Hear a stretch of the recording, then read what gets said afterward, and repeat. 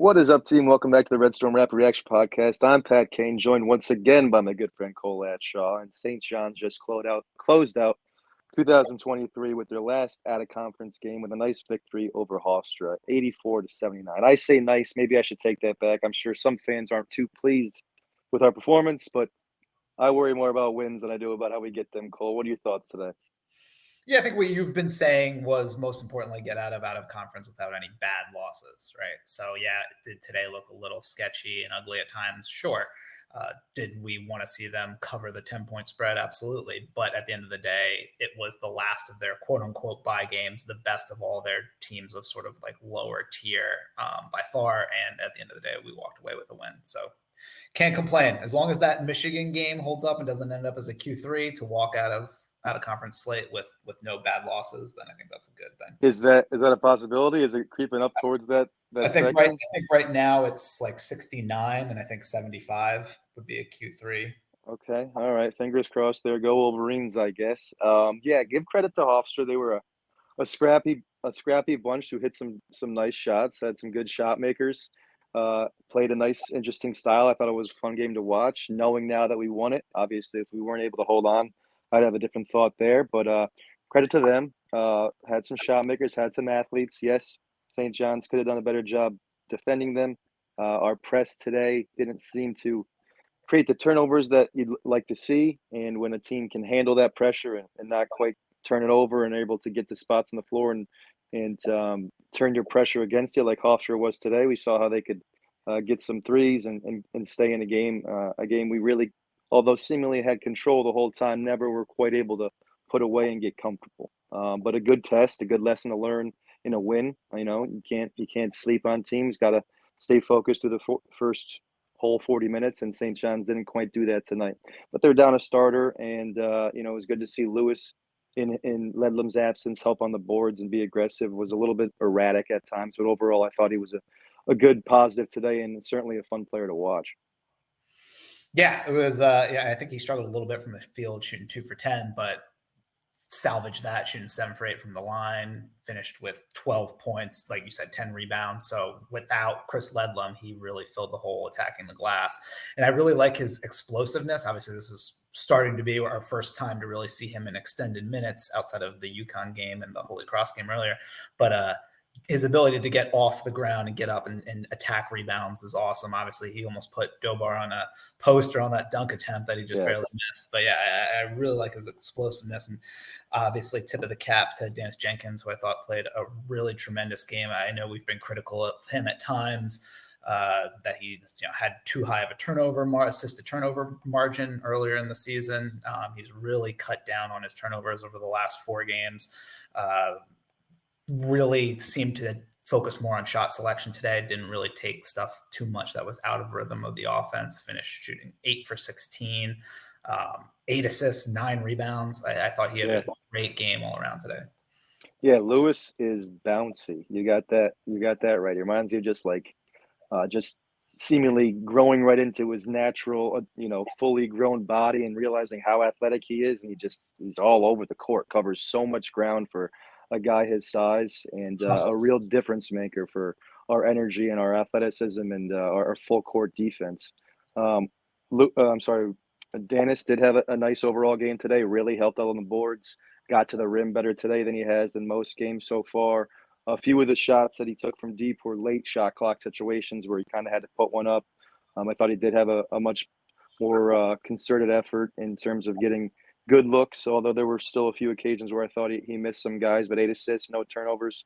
Can't really ask for more than that from your point guard. So he seems like he's heading in the right direction in terms of taking care of the basketball and getting guys going. Naheem had a nice, efficient game off the bench scoring. Dingle did some good things in the first half. He had a hot stretch. In the second half, he hit some free throws. Tonight, overall, we really saw St. John's get to the line more than they have in any other game. And if you're a Hofstra fan, you might have some thoughts about how the game was officiated. St. John's, obviously the bigger, more physical team, and they got to the line, I think, 20 more times than Hofstra did tonight. So we'll take it. We'll walk away with that win. We have had games where we've been on the other end of that this year, been at a deficit in terms of getting to the free throw line. So good to see that improve today.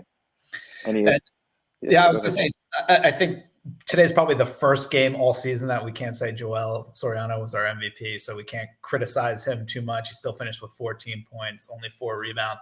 But a tip of the cap to Speedy Claxton. I like what he did on that Hofstra run towards the end of the game, where they really went small almost for the majority of the second half. They were going small, but during that run, right towards the end, maybe the last 5 minutes, they really seemed to attack Joel Soriano. Obviously, Rick Pitino's defense involves a lot of switching when we are on man. And it seemed like they tried to set ball screens, get him onto a guard, and have that guard attacking the rim. And Joel, he's tremendous. We can't criticize him at all. He's had an unbelievable season. But in that specific scenario that Speedy was trying to isolate him, he was struggling to be able to stay in front of the quicker guards, and then they were able to finish at the rim or get to the line. So I thought that was a great strategy. And then obviously, right in the last few positions, Rick had to go take him out of the game for defensive offensive substitution. And then almost got caught with our pants down where we couldn't get him back in the game with only having one timeout. But that out of bounds play with about 8 seconds left, and then they were able to run a 2-man action with Danis to get Danis back to the free throw line to sort of isolate the game. But I thought that was great strategy, and sort of made Joel seem to struggle a little bit with smaller, quicker guards. Absolutely. It worked for them on the offensive end, and to their credit, defensively, they made it really hard to get passes clean into Danis or clean into Soriano, fronting him, hounding on the perimeter, giving no really entry lanes for those entry passes. And where we did beat them up was because of that. We were able to get some offensive rebounds and kind of, their harassing D led to a lot of free throws, a lot of fouls. But they did a really good job. It's not as easy as, us fans want to make it seem to be to get Joel good post looks. Teams are obviously focused on not letting that happen. And we don't have 4 other knockdown shooters on the perimeter around him to, force those defenders to suck away from the paint, and get those good looks. But for the most part, St. John's has done a good job of, pounding teams inside, either getting it to Soriano, Ledlam, or crashing the offensive glass and getting those second chance opportunities. Tonight, they killed Hofstra in terms of extra points in the paint and points off rebounds. Looking at the box score, a few guys stand out. Danis, as we said, had a great box stat tonight, 21 points. I think that's his high on the season. I'm not sure if that's 100% accurate, but it's up there if it's not. 9 rebounds, 8 assists, 0 turnovers. Was over 3 from 3, but 8 for 16 overall. Got to the rim a few times in the second half to kind of keep Hofstra at bay there. Dingle, 15 points, 4 for 13 from the field, 3 for 10 from 3, 4 for 4 from the line. Been more active on the boards lately. You can constantly see Pitino get on him for working harder for loose balls and rebound situations. We had 5 tonight. 2 assists, also had a few other really good passes that didn't lead to assists. The alley-oop to Soriano, first or second play of the game, was a beautiful pass. Soriano just missed the dunk. That was happened. Lewis, like we said, 12 points, 10 rebounds, 3 assists. Had a really good look, I thought, in the first half of a mid-post. Backed his man down, a couple dribbles, then found Dingle for an open 3. I'd like to see a lot more of that. I love, those forwards who can create, and I think that's a great spot for Lewis. Taylor, pretty quiet game offensively, scored a first basket of the game, only had 2 free throws late other than that, but solid defensively, doesn't hurt you. Only 18 minutes for him tonight, and a lean 10 points. Other than that, just sporadic spot duty from the other guys. Sean Conway did have a big 4-point play at one point in the second half that pushed our lead to 11 points. I love how we said RJ coming back in after the shin splint injury was going to have limited minutes, and then he proceeded to play 18 against UConn and 29 tonight. So somebody get him some ice and make sure the kid's feeling okay, because obviously he was not on a minutes restriction. Right, 35 minutes might be on the way soon if that's the minutes restriction. Just a matter of time. I was kind of surprised with Ledlam being out that Zuby and Drissa didn't really have too much time spent on the court. Only 10 for Zuby and 5 for Drissa. But again, I thought RJ played a really good game, even despite what his field goal percentage numbers would show. I thought he played tremendously. So all in all, like we said, just have to be happy to get out of a very quiet UBS arena with a W.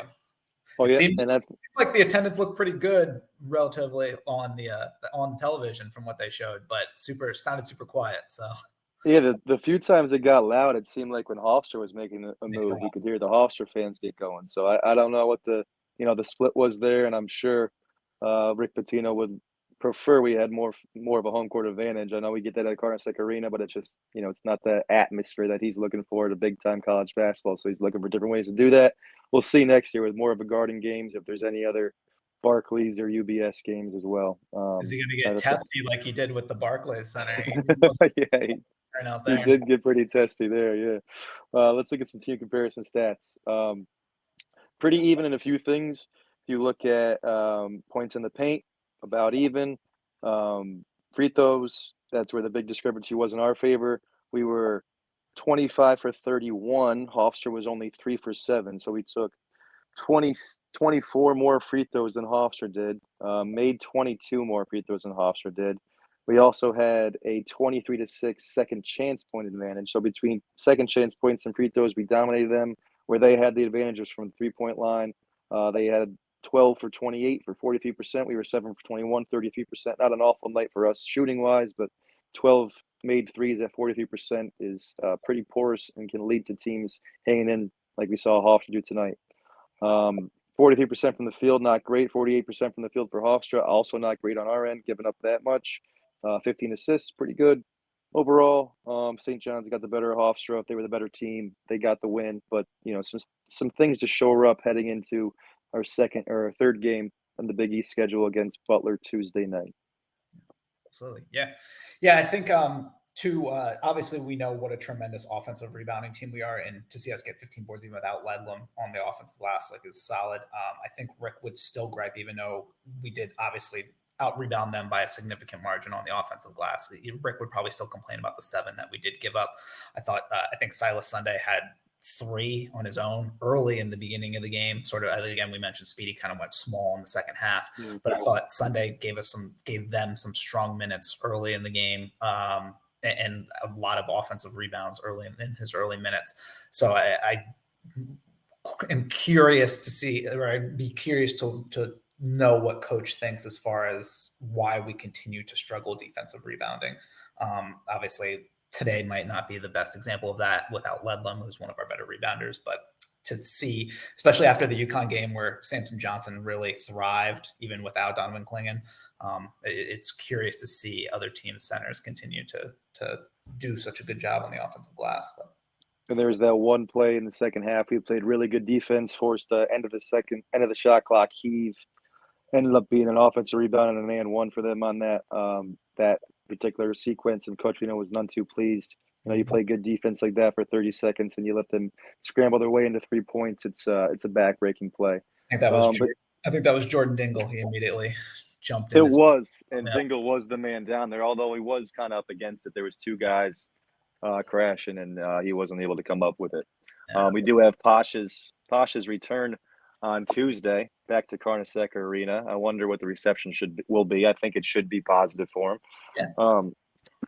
But others might feel differently.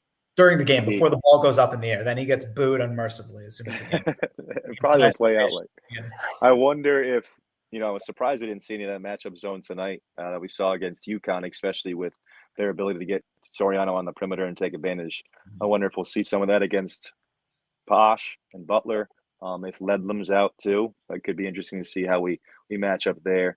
I did see Fuller tweeted earlier before the game that it sounds like Ledlam would be available for Butler. Obviously, okay. It's early, but I guess he was not in a walking boot. It was only sort of a light little brace on his ankle, and I guess he was putting up jump shots before the game. So, according to Zach, sounds like he might be good to go for Butler. Fingers crossed. Okay. All right. Well, anything else you want to add here, Cole? No, man. Again, like I said earlier, just as you had been saying from the very first game, like just escape out of conference play without any bad losses, and they accomplished that. As we said, if the Michigan game can hold up that bad home court loss at MSG, the Utah win looks like that's really going to stay as a really, really solid, positive Q1 win. Now it's just time to start taking care of business in the Big East. Yeah.